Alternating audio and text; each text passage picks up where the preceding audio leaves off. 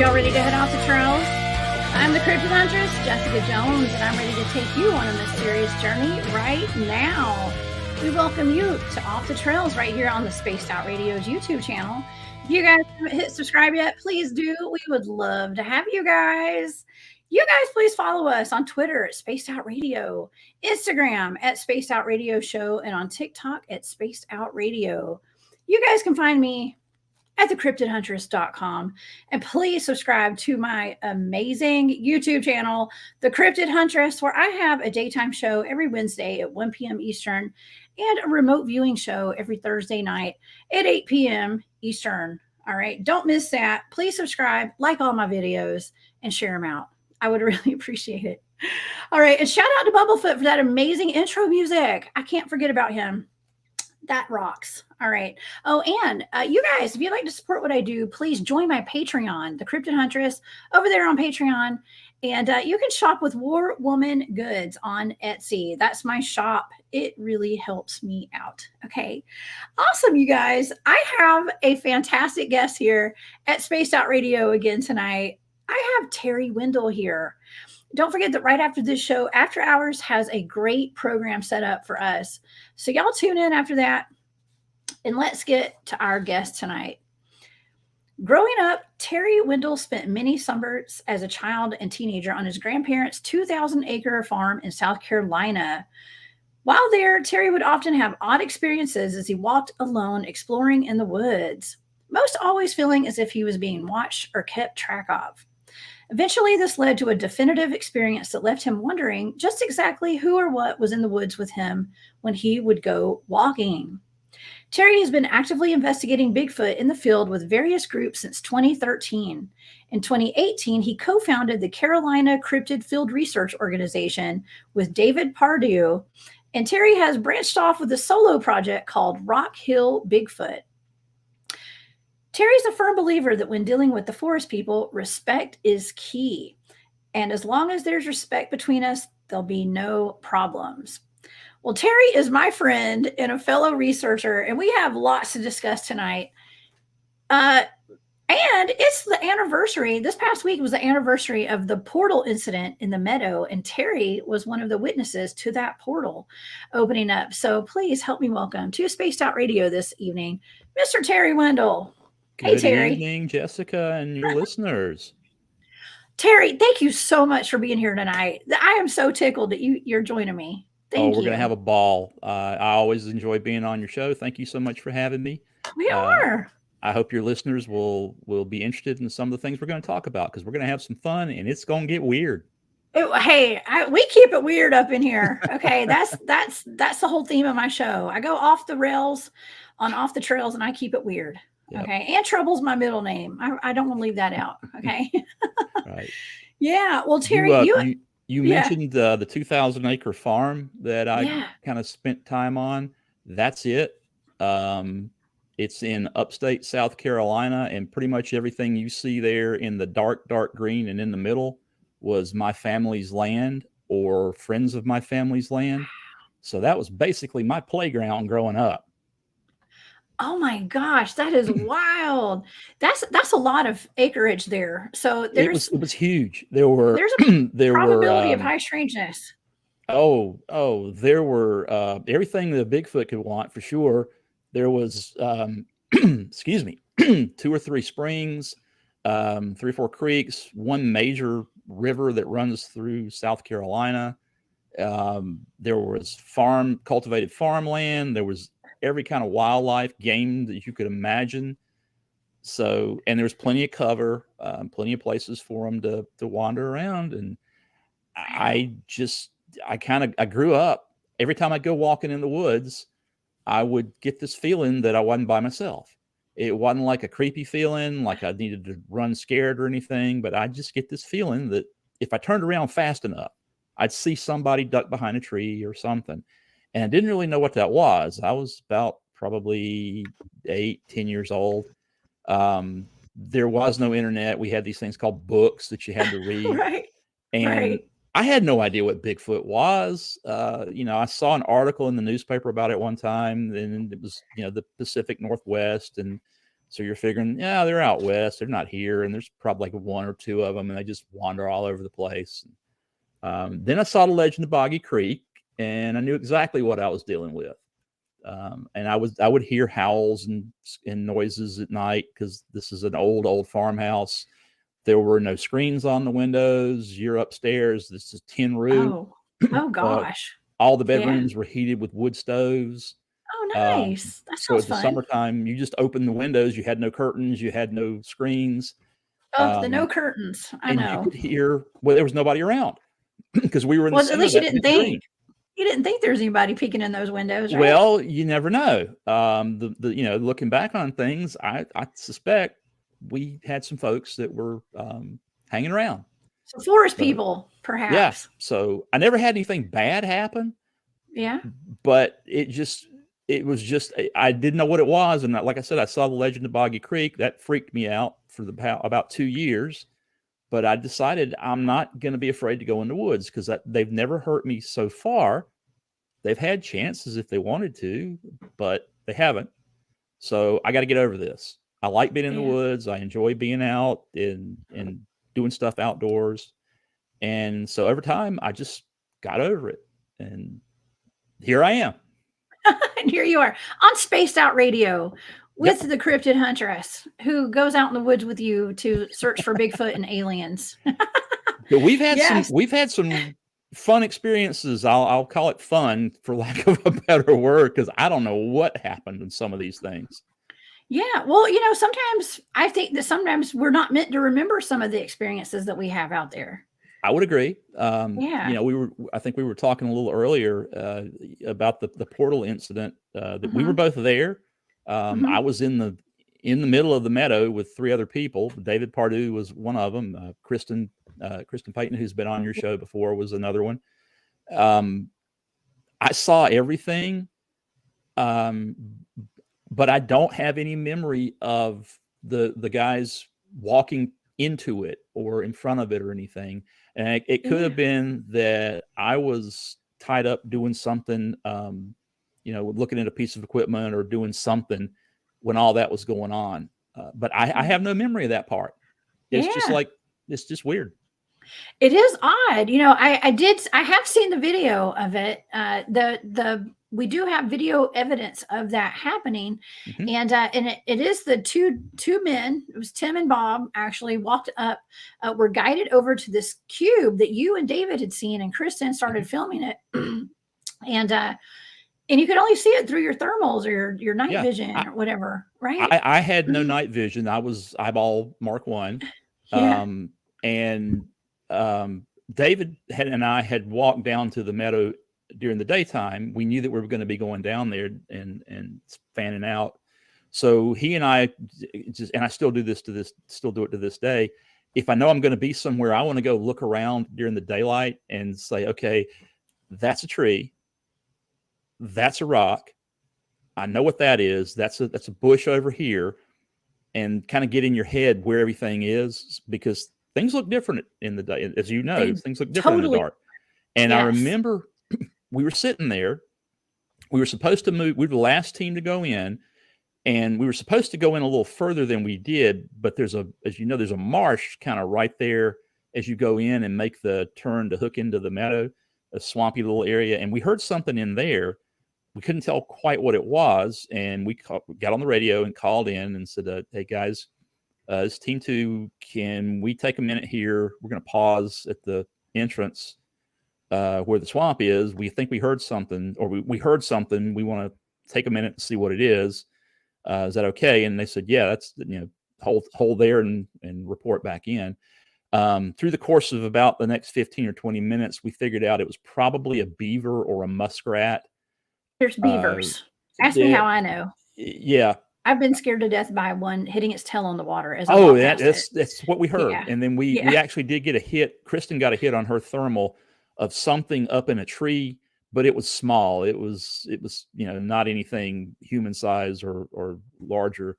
So we pretty much figured it was a beaver or a muskrat or something. So we radioed in and said, well, we're gonna discount that. We think it's a beaver.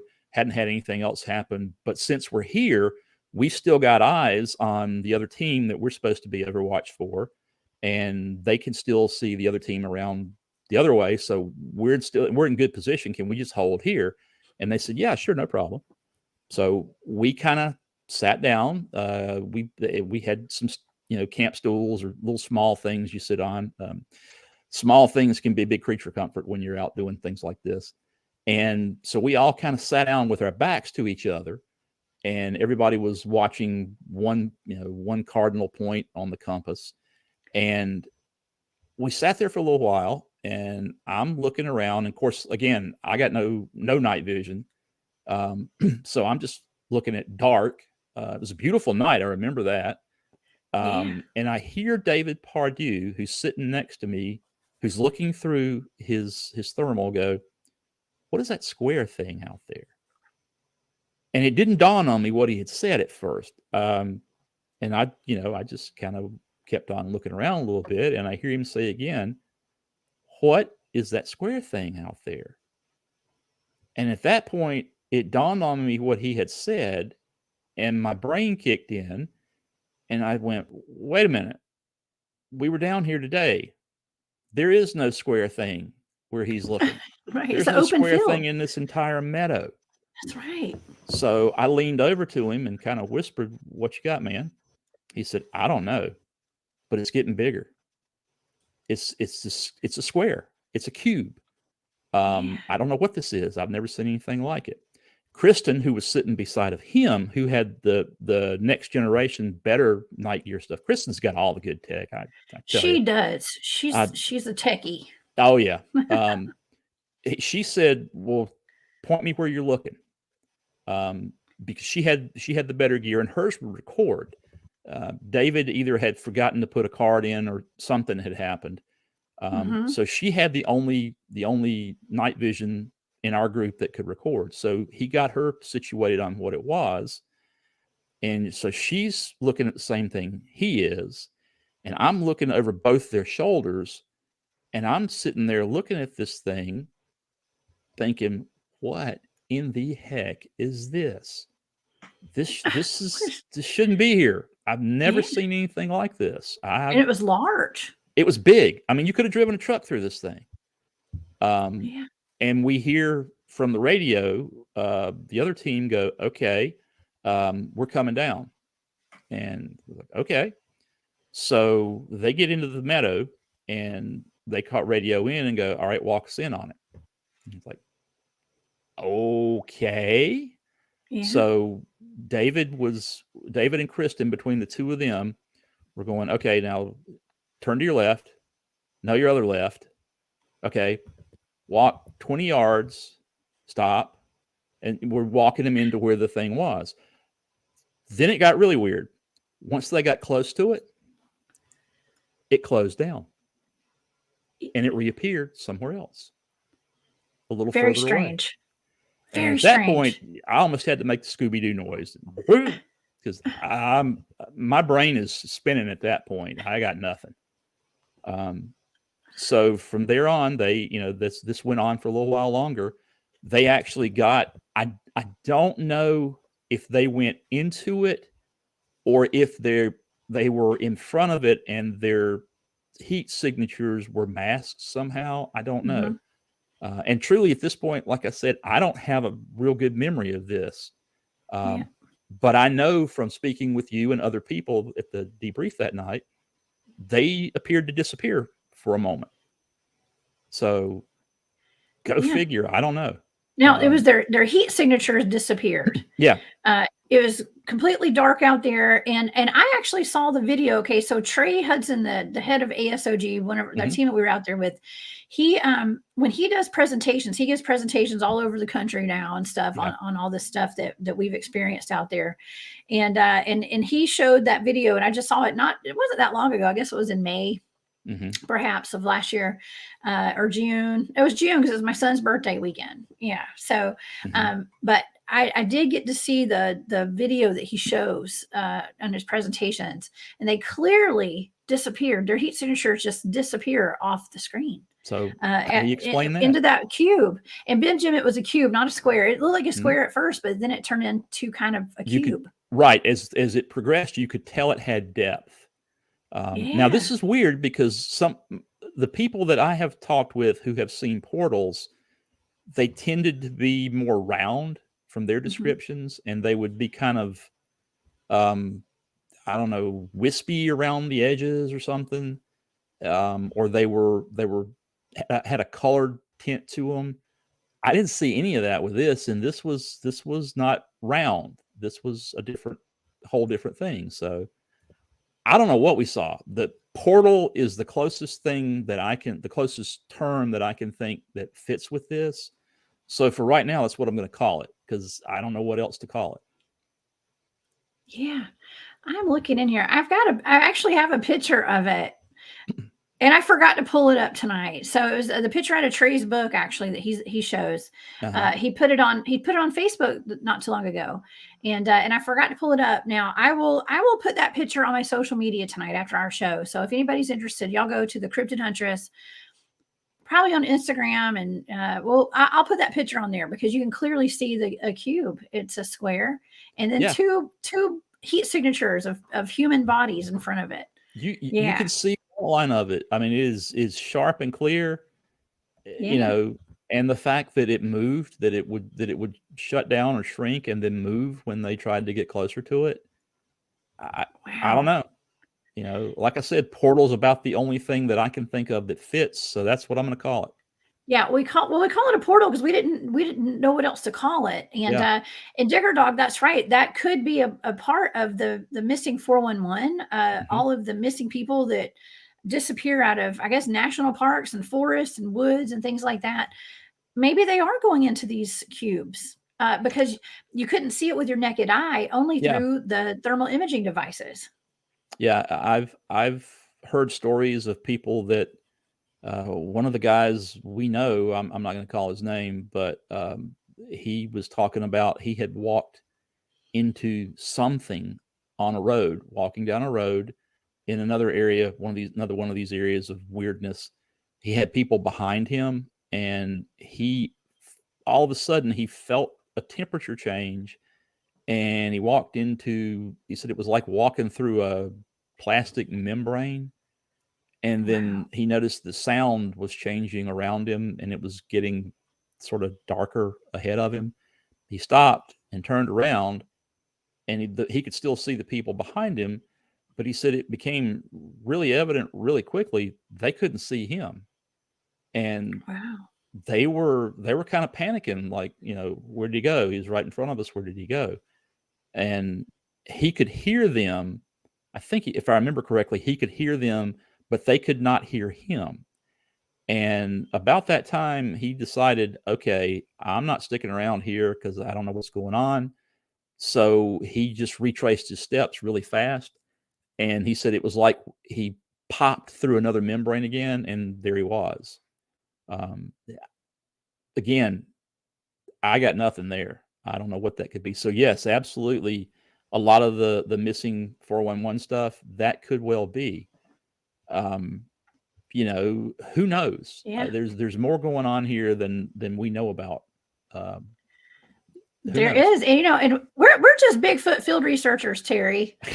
What are we doing talking about portals and stuff? I'll be honest with you, before the meta, my take on things, to be a Bigfoot researcher, you got to be open-minded. You got to listen, you got to be willing to at least listen to people and entertain different ideas.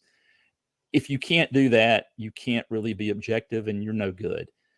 But personally, the portal thing, people would start talking about portals, and I would just kind of go, "Oh, portals, aren't you sweet? Oh, bless your heart. Oh, Okay, you yeah." crazy person, right? But But after then that we ended night, up seeing oh, I them. take all that back. I apologize to all those people. Oh my Yeah. goodness. Yeah. Well, there still are the two camps when it comes to Bigfoot field research. And there's the ape camp, and then there's the supernatural camp, Yeah. paranormal supernatural. And I gotta say, I'm super into the paranormal supernatural camp because that's all I've known. I That's I my personal opinion on what I get asked all the time, well, what do you think Bigfoot is? And the first thing I say is, well, there's as many opinions on what Bigfoot is as there are people to have opinions. This just happens to be Yes. mine. I think they're a people. I think they're like us, but they're different than us. I Are they apes? Yes, in the sense that we also are apes. But are they just an intelligent gorilla? Oh no, I think they're way more than that. I don't know quite what. That's why I'm out in the woods, because I want to know. I Right. think that they have family groups. If there's a Mr. Bigfoot, then there's got to be a Mrs. Bigfoot. And if there's a Mr. and Mrs. Bigfoot, there's going to be some kid Bigfoots or Big Feet. So, Bigfoots. I yeah. like to just say Bigfoots. I don't So even know the correct word, but who that's what I knows? say. So that's my take on what they are. Now, the whole supernatural or other thing. Okay, let's stop and think for a minute. Hmm. What is magic? Magic is something that we don't have an explanation for how it happened. So if I took a cigarette lighter, a big cigarette lighter, and went back 400 years in time and pulled that out of my pocket and started a fire with it in front of people, I'd be burned at the stake, because that's magic. They had Right. no framework of how to understand what that was. So to me, magic, in air quote marks, is something that's going on that we don't yet understand. Um, Yeah. could it be interdimensional stuff? Sure. Could it be supernatural stuff? Well, again, supernatural. It's beyond nature as we understand it. So That's right. we just don't have the framework or the capacity at this point in time to understand what happens. The whole Yeah. Bigfoot cloaking thing, can they do that? I don't know. Um, just because, if they can, just because we can't explain it right now, doesn't That's mean right. they can't do it. I've that I know of, I've never seen one cloak or uncloak, but I've never seen one. That's my ultimate goal. I want to see one. I've had all this stuff Yeah. happen to me now. I want to see one. Um, I've never had an up close, face to face with one where I saw it. yeah, And that's a great point, Terry, because I believe that it could be that we just don't have the right rods and cones in our eyeballs to it's be able to possible. see. I think it could be us that It just could can't see be. them. It could well be. Um, Yeah. I Maybe don't they know can how raise their you. I don't even vibration. know how you see, because I've only lived in this one head all my life. So Right. I don't know what it looks like to see physically, truly through your eyes. We're All all I can living in do is, different right. We don't realities, know. basically. We Yeah. don't know. I know you and I can agree that a color is red. We may agree that the shirt that I'm wearing is teal, but what that looks like to you, I can't tell you. I know what it looks like to me, because these are the only eyes I've ever had. So yes, it's indeed a possibility. Is we don't have the mechanics for it in our eyes to see some of Right. that stuff. I like the way you think, Terry. It's very open-minded, and I really appreciate that. And you're totally right. If there's anything I've learned is that we're all having our own experiences, and we all perceive things differently. Yeah, And and it's all based on what we already know. And so that's why it's so important to have an open mind and to kind of go with the flow and be willing to even change our minds on some of these things that's when how you new learn. evidence presents itself. That's how you learn. Yeah, The what's the old thing? You follow the evidence, and wherever that leads you, that's where you got to go. Um, that's right. if you close off anything now, I will agree. Yes, there are some things that would seem to be more fringe than others, but even that, you really have to be careful not to close off yourself to something that you may not understand, or you don't think it's real because, well, I've never seen it. Well, there's a lot of stuff I've never seen. I'd never seen a portal Yeah, before that night. yeah. That changed that night. So don't close yourself off. Oh, well, you have some very interesting experiences out in the field, Terry. So you've been doing Bigfoot investigations for many years, Mhm. and not only the research, but investigating people's properties. And you have a story that just it tickles me to hear it, but it's also terrifying. And that was when you got poked in your tent one night.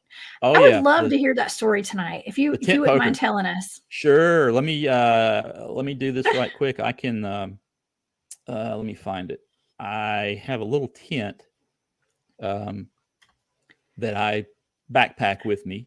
And it's a small little cheap one man Alps tent. I've had it for years. It works great. It's nothing special, but it works. That's actually been through a hurricane up in the Uwharrie. It went through Hurricane Matthew. Oh my We gosh. were camping during the leading edge when that storm came through, and we decided after the rain started going sideways that it was probably time to pack up and go home. So, who else would hang out? Goodness. David and I still joke to this day, who else would be crazy enough to hang out in a hurricane? Well, only Bigfoot investigators. So, I tell you, I feel like we only go out in the most extreme temperatures. It's either freezing cold or burning hot. If we or just had a nice tornado. summer evening, I wouldn't know what to do. But anyway, I don't know either. We only go during the extremes for some reason. Who knows? But yeah, okay. What's So wrong with us? So the tent poker. So Tent poker. I'm down in Georgia. We're at a campground, but it's only a campground in name. There's a vault toilet and a bear box for the trash and stuff. And to get to this place, it's down in what's called a holler. And if that's a Southern term, if some of your listeners don't know what a holler is, or actually it's more than a Southern term, it's a mountain term. A holler is just a depression or a valley in between a couple of ridges, sometimes with a creek running through it. And to get to this holler, you had to drive down a switchback road that was barely one car wide. And if you met somebody coming out, you kind of had to do hand signs to figure out which one of you was going to hang off the edge of the road so the other one could get past. So you get down into there, and you have to drive across a creek just to get to the vehicle parking area. And then you have to cross another creek over a bridge carrying your stuff in to get to the camping area. So it's camping area, but it's remote. Just what I like. We're there, and it's a beautiful place. I want to go back. I still want to go back to this day. But I was hanging out with a couple of friends. Well, actually more than a couple of friends. It was a gathering of folks that I met when I first got into the Bigfoot thing, right after I met David. Arla Williams, and a lot of people out there, you're either going to love Arla or you're going to hate Arla, because Arla's Arla, and I love her. I love her. Yes, Arla's awesome. Arla was at one point considered ultra woo. And again, if you have any listeners, I'm sure your listeners know what woo is. We're on the woo train tonight, Terry. Okay, that's what Spaced Out Radio is. We're here on the woo train. Okay? At one point, Arla was considered pretty woo, but as time has gone by, she's almost mainstream now, because we're learning a lot of this stuff is really going on. So yeah, Terry, when I went public with my research, I was gung ho on I didn't even realize, I didn't know what woo was. Yeah. I had to have somebody tell me you're woo, and they were making fun of me. Yeah. Oh, it was a derogatory term.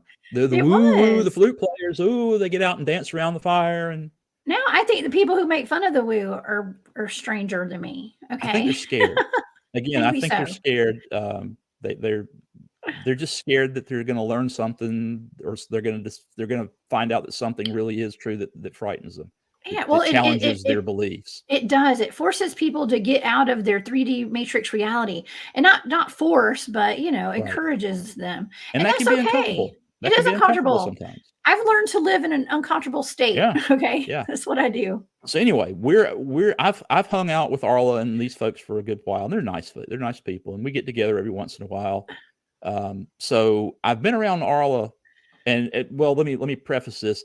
Normally when I go camping in places like this, I usually try and put my tent. I look for a spot that is accessible. If a Bigfoot was around, I look around and go, well, if it was me and I wanted to kind of walk up and not be seen, where would be a good spot? That's where I'm going to put my tent. Some people call that bait. Right in the path. But and one of the other things I always do when I go camping is I take a trash bag, and go pick up. There's always trash no matter where you go anymore, because Yeah. people are idiots and will just throw stuff around. So That's true. I always clean up the trash. So that's what I was doing. I was out back behind my tent. I'd set my tent up, found a good spot that looked like a good bait spot. And I was pretty much the furthest one back from everybody. And Arla came back and was helping me pick up trash, and we were just talking. And this area that I was in, that we were in behind my tent, was probably about 25 yards behind my tent. And there was this huge fallen old growth tree that the thing was, oh gosh, it was bigger around than I could have reached, and it had fallen over. It was dead. And it made this little barrier between where we were and about 20 feet beyond that is what I would call the woods, where like if you stepped in 3 feet into this foliage, you were gone. You could stand there all day long and nobody would know you were there. Oh gosh, it's thick. So we're picking up trash, and it's starting to get a little dark, or the sun's going down. We had a camp meal back at the campfire. Everybody got together, and we'd always have evening meals together. And we'd sat around the campfire, and starting to get a little late. And there were maybe 3 or 4 of us, maybe 5, sitting around the campfire. And Arla said, I heard her say, I think I'll go for a walk. Now, I've been around Arla long enough to know that's Arla speak for, there's something in them woods. I think we got company. Yeah. And I said, oh, cool. Can I go with you? She said, come on, let's go. So now it's dark. It is the dark that you only get in the Georgia woods. I got no flashlight, no headlamp, no nothing. She doesn't either. She takes off walking like she's got built-in FLIR. I can't see where I'm going, barely keeping up with where she's going because it's dark. And I'm walking along, stumbling, trying to keep from stepping in a gopher hole or on a root or something. She's just zooming right ahead. And I'm like, oh, this is interesting. Okay. And it dawns on me where we're going. She is making a beeline back for where we were picking up trash behind my tent. And I'm like, okay, this is going to be interesting. And we get to the big old fallen tree, and she stops. And she said, wait. And I'm like, okay. And I hear her say, they're coming. They're here. Oh, look there's 3 of them. Oh, there's a big one. Oh, there's a big male. Oh, there's a young. Oh, there's a little girl too. Oh, aren't you cute? Oh, you're so cute. Look at you. Now I'm standing there going, oh my goodness. Okay. Cause I can't see a thing. And she's seeing them. She's standing there talking to them. She does that. And I know her. I trust her. But this little tiny part of my brain is going, is this woman crazy? What's going on here? Yeah. I can't see that happens. Yeah. But I trusted her. So I leaned over and just kind of quietly said, Arla, I can't see him like you can. And she said back to me, well, you're not supposed to right now. And that one I did have to make the Scooby-Doo noise on. And I was like, what? And she said, no, just don't worry about it. Don't worry about it. But they're right here. She's talking. Oh, you're so cute. Yo, look at the little girl. Okay. Thank you for coming. We really, thank you. We appreciate you trusting us this much. And I said, okay, I can't see him. Can't talk to him. And she said, sure, introduce yourself. Go ahead. So I'm thinking, well, I'm probably just talking to the dark, but okay. Just give it a go. Hi, guys. My name's Terry. I can't see you like my friend here can, but just wanted to say hi and let you know that I don't mean any harm. I'm going to stay on my side of the tree. Not going to cause any problems. Just wanted to let you know. So nice to meet you. Thank you. And Arla kept talking to him for a few more minutes, and then she says, oh, they're leaving. Okay, they're leaving. Goodbye. Thank you so much. Thank you. Be careful. Be careful. I can see you. Be careful. And I'm standing there going, what in the heck just happened? I don't know. She said, okay, they're gone. They're gone. Okay, let's go back to the fire. And we walked right by my tent. And at that point, I said, Arla, you know what? It's late. That was fun. I think I'm just going to crawl in my sleeping bag and call it a night. I'll see you in the morning. Because my head was just like doing like a carousel at this point. So I get in my tent and I'm getting all bedded down for the night. And I usually, when I go camping like that, I keep a little, well, hang on. Excuse me. I'll just throw it on the floor. I keep this little audio recorder with me. It's just a cheap one that I hang up in my tent and I just leave it on all night. And a lot of times it gets just me snoring, but this night I forgot to turn it on. So I'm laying there in my tent trying to make sense of what just went on. And from behind my tent, I hear,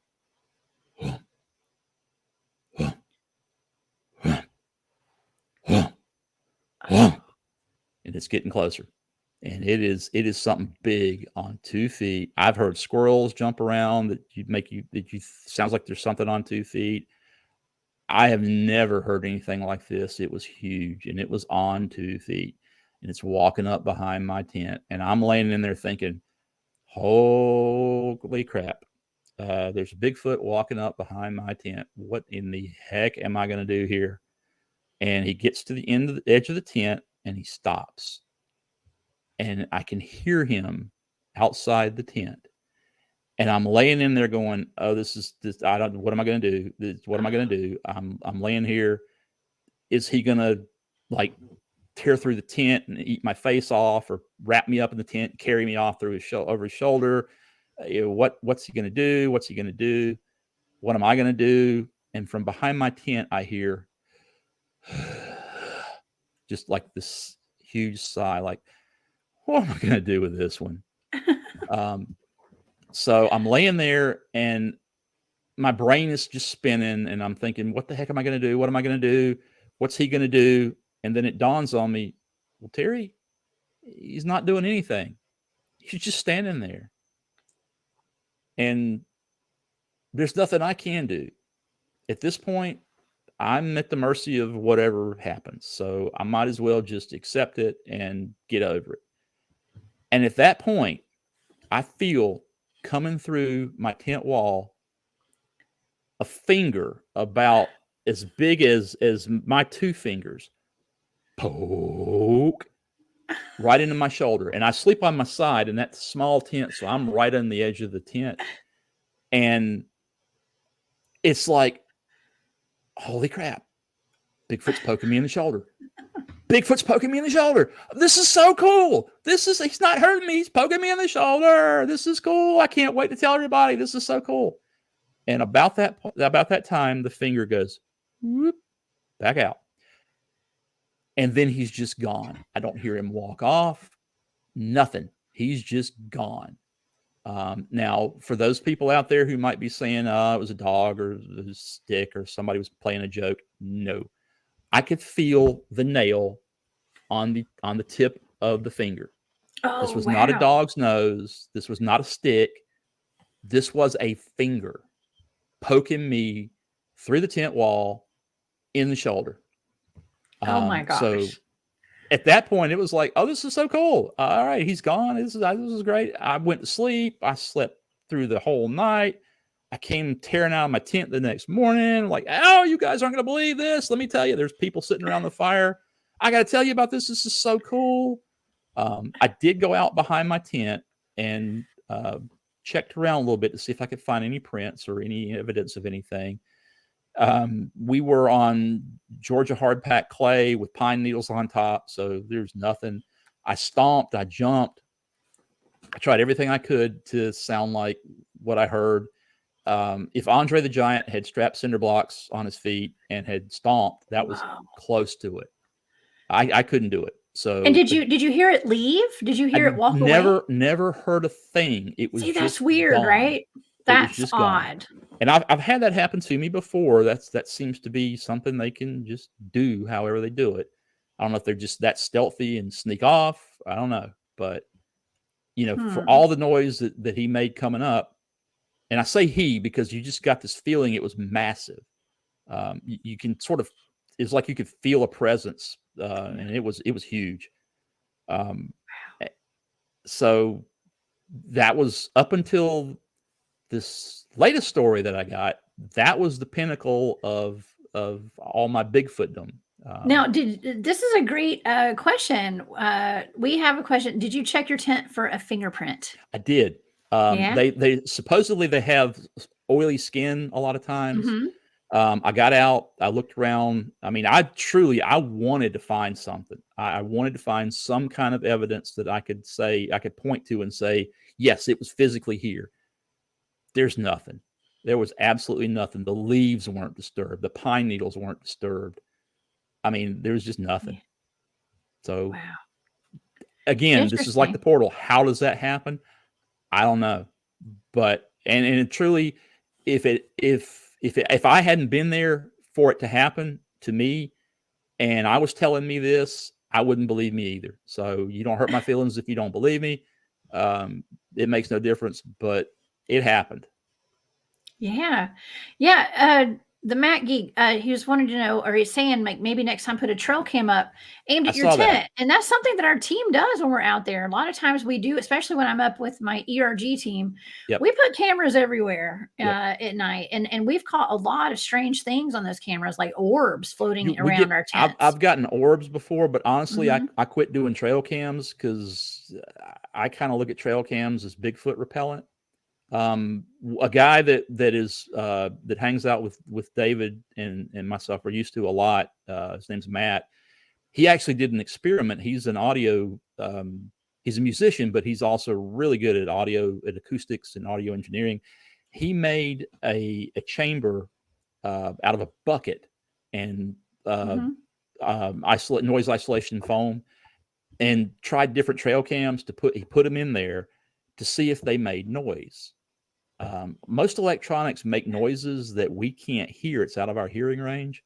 It was amazing, the noise that was coming off of these trail cams. He had a really super sensitive cardioid mic. And once you look at it on the computer and you boost it up to human hearing level, those things make noises we have no idea they're making. Yeah. It's the electronics in it that are making the noises. Maybe they can hear that. I don't know. You're talking about Matt that goes out with you guys sometimes. Matt, I've talked to him before. I need to get him on the show sometime. Yeah. He's a great audio guy. He can take any kind of audio and really clean it up. He's done some analysis that are just amazing. He's pretty sharp. He's also a very good fiddle player. He is. But he I'm sure he'd love to talk to you, but he's done that. He tried all kinds of different trail cams, and they all make some kind of noise. Wow, that's interesting. Okay. We have another question. I want to say Keiju Ninja. I know I'm probably pronounced your name wrong. I'm sorry. 1985. What kinds of things have you caught on audio? They're asking.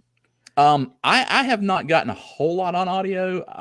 I've gotten some samurai chatter when we were, again, David, Matt, a couple other people. We're hanging out on some private land that definitely had some stuff going on.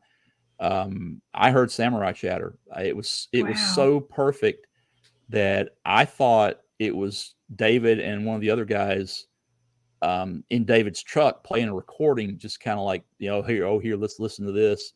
It sounded like samurai chatter, and I'm in my tent, and again, I'm in the bait position, way off from everybody else. So I'm hearing that, and got up the next morning and found out, David actually had one walk up to his truck and like look in the truck during the night while he was asleep. He had a handprint on the side of it. Not scary at all. Well, if you're asleep, who knows till you wake up. But it's actually quite nice. Okay, so when I went I was at the meadow this past weekend, and I took my son, and we were camping out. We ended up just sleeping in the truck. We put the, I've got a SUV kind of thing. We put the seats down, and it felt so much safer than when I'm in my tent. It literally felt safer. I think I'm going to start doing that. Sleeping in my truck when I can. There are times when I'll do that. I really don't like to, because it separates you a little bit too much for my taste from the stuff going on. Well, I had my son with me, so I felt like absolutely I needed to. At that point, I don't take him out there ever. You got other concerns. Right. Plus, it's a lot warmer. If it's really cold, I'll hunker down in my SUV and in the Super back. And comfy. oh yeah. Yeah. So anyway, Oh, I'm. yeah. I've got that. I've got some howls and some other stuff. And again, Matt has analyzed all those, and they are way outside the range of anything that a human being should be able to do. And the acoustic signature doesn't match anything in the database of all known creatures, noises. So Yeah. don't know. Well, let's talk about your most recent experience that you've had, because we've got just a few more minutes tonight. So let's hear this new experience I haven't heard yet. I'll make it quick. I was speaking at the South Carolina Bigfoot Festival in Westminster, South Carolina. It's a great festival. If you guys get a chance, it's a really fun festival. I think it's coming up October 13th and 14th this year. Myself, a gentleman named Michael Cook, and 3 or 4 other people were speaking there, and we kind of all knew each other. And this past year, the festival had raised enough money from proceeds where they actually could gift the speakers with a place to stay to keep us from having to stay in hotels or sleep in tents or something. So they put us up in this house up in Walhalla, South Carolina. And if you don't know where that is, it is the farthest you can go in the northwest part of South Carolina and still be in South Carolina. It is a little small mountain town. It's a beautiful place. It's absolutely gorgeous. But it's a small little place, and it's in the woods. And so we get to this house the first night of the festival. We're tired, and we all kind of flop over, and we're Bigfoot researchers. And so we're sitting around this campfire ring, and the fire's going, and I look up. It's probably about 12 o'clock or so, and I look up, and there's this trail that goes off into the woods. Hello, opportunity.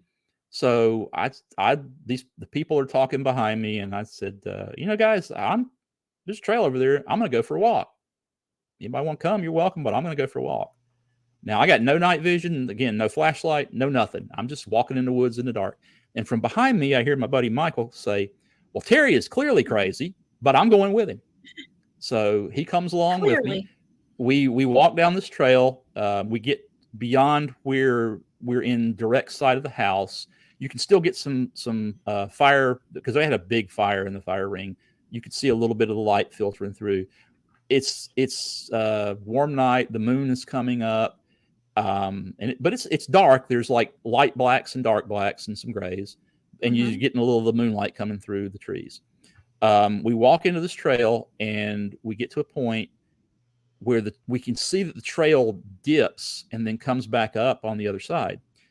And we're standing there looking, and I hear Michael say, Terry, down that dip, look in that dip and tell me what you see. I said, okay, well, looks like there's a head and shoulders down there. I can't tell exactly, but it looks like there's a head and shoulders. Was that there before? And he said, I don't know. I just noticed it, and I've been looking at it. Okay, well, this is interesting. So then we hear the trail runs pretty much east to west. The house is at the eastern end. Way off on the western end, we hear dogs go absolutely ballistic, just all kinds of, dogs have different barks. They have, I'm afraid of you bark. I don't know what you are bark. I'm going to eat you bark. I'm happy to see you bark. This was, I'm afraid of you. I don't know what you are barks. Oh my gosh. They just went nuts. Yeah. So we're hearing all of this, and the barking continues and gets more higher pitched into, okay, you're scaring me and I'm going to bite you bark. Through all this, we start hearing more dogs barking around us on different places in the trail. And of course you can hear, it's night, you can hear for forever. So, in amongst all those barks, we hear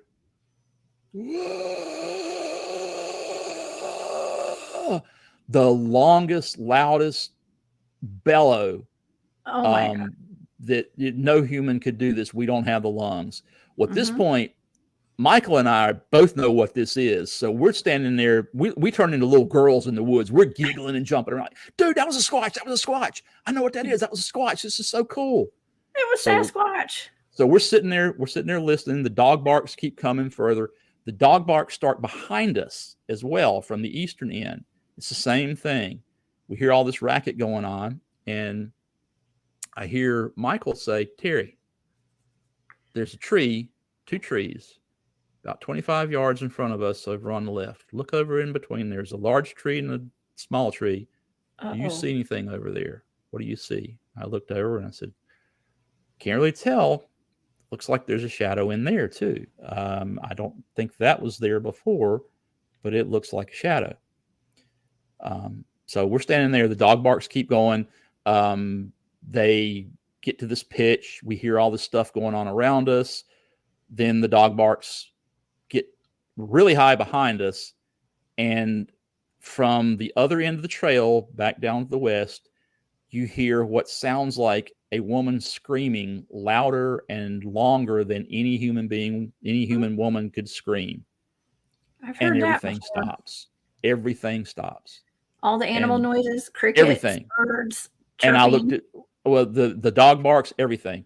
I looked at Michael and I said, Big Daddy's calling the kids home. They've been out wandering.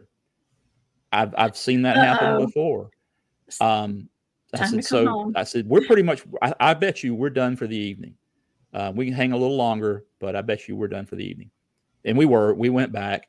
We didn't say anything. We got back to the festival the next day and we're like, do we tell them? Because, they're not going to believe us. They're going to think we're making up a story just for, popularity or something, publicity. Well, lo and behold, we found out they knew there was stuff going on up there. They had reports that something was going on, and they wanted to put us in there and not tell us anything so that they wouldn't pre-wait us to see what happened. So they're like, okay, yeah, here's the deal. And I said, okay, I'm staying tomorrow night or tonight. I'm staying. I was scheduled to go home. I'm staying. I'm going to call my wife. I'm staying. We're going to go back. So we go back that night, and everybody had heard about it. So Lord, there's a school bus full of people up there, and they're all running around with flashlights and everything going on. And I looked at Michael and I said, nothing gonna happen until all this dies down. He said, yep, let's just hang out if you're good. I said, yeah, I'm good. So that kind of died down, and he and I took off down the trail again about the same time, and the moon was about the same. It was coming up. We get to about where we had stopped before and look down at the end of the trail. There's that shadow again, where the dip is. And Michael says, Terry, look over at the trees again. I said, okay. Is that eyes? Those are 2 eyes. Those are 2 orange eyes. They're glowing orange. And there's an outline that looks like a head and shoulders there. He said, yep, that's what I'm seeing. I said, okay, this is different. And of course, we had all the noise going again as well, and the barks and everything. So I said, I tell you what, let's get closer. I want to see what this is. Let's see what happens. So we walk up probably about another, 5 steps. Immediately when I took that 5th step, if you were a kid and you just goofed around, you had a 9-volt transistor battery, you touch it to the tip of your tongue and you get this little jolt thing. A little buzz. Immediately on that 5th step. You got zapped, didn't you? It wasn't zapped. This is a different thing from zapping. Zapping is when, from what I understand, is when you get panicky and flighty and your head spins and all this. Yeah. This wasn't that. This didn't hurt. I wasn't freaked out, but it started in my heart, in my chest, and radiated out all the way to my feet and my hands.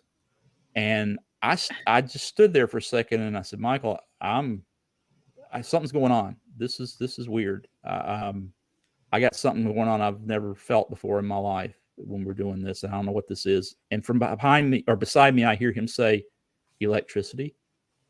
I had not said a word about what it was. I said, you got it too? He said, yep. I said, okay, this is interesting. Let's do an experiment. Let's back up 5 steps. On the 5th step back, like a switch, it stopped, both of us. I said, you got anything? He said, nope. I said, I don't either. I said, okay, I think we were too close. I think there's somebody there that we were too close on. They don't know who we are. We were too close. I said, I'm gonna try something. Just you good? You want to hang with me for a few minutes? I'm gonna try something. He said, yeah, go ahead, man. So I just stood there for a second and said, okay, I'm talking to the dark again. I said, okay, guys, we know you're there. We felt what you were sending out. We're not quite sure we understand what you meant. So just to make sure, I'm going to walk back up to where I was. My buddy's going to stay behind me. And if you're telling us that we're too close, would you do that to me again, but not to him? And I promise you, I will not come any further than that fifth step I took. But we just want to make sure we understand what you're telling us. I walked up the same step. The fifth step, bam, like a switch again. Wow. I'm standing there and I looked back over my shoulder at Michael. I said, you got anything? He said, nope. I said, okay, we're too close. So again, I just kind of talked to the air and said, okay, we get it. We're going to back up, give you my word. We don't mean any harm. We're just trying to learn. We're going to back up. We won't bother you. And I walked back to where Michael was again, immediately. The fifth step, gone. So wow. that was now that tops the tree poker. Oh yeah. And I'd say that's kind of a zap. I mean, I had to call Arla on that one on my way home and just said, yeah, Arla, you're my Bigfoot grandma. You're the, like, I had this happen. I've never had it happen before. What does this mean? I think I know, but what does this mean? She said, they didn't know who you were. And they were just checking you out, and you did exactly the right thing. You talked to them. You were respectful. You told them that you wouldn't come any closer, that you didn't mean any harm. They were just checking you out to find out who you were. And that's your big thing, Terry. You are all about respect. And as long as we respect them, it works. It works out. Yes. Terry, we're in their home. So exactly. You got to be mindful of that. That's right. Terry, thank you so much for being here tonight and being my guest. This has been so much fun. You have the best stories. It's been a blast. It has been. Now, where can people find you? I've got your Rock Hill Bigfoot up here. Rock Hill Bigfoot I'm on Instagram and Facebook, and I've got a YouTube channel, but I'm going to tell you right now, there's not a whole lot there. I'm not doing this to be on the cover of Time magazine shaking hands with Mr. Bigfoot. Right. I don't care about that stuff. If I record stuff anymore, it's mainly just so I can keep track of what I do.